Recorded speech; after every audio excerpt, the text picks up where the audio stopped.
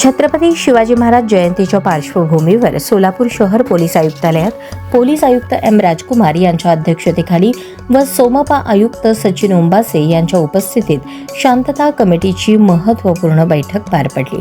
या बैठकीत शहरातील सर्व मंडळांचे प्रमुख पदाधिकारी उपस्थित होते। उत्सव शिस्तबद्ध, संयमित आणि कायदा सुव्यवस्थेचे भान राखत साजरा करण्याबाबत सविस्तर चर्चा करण्यात आली।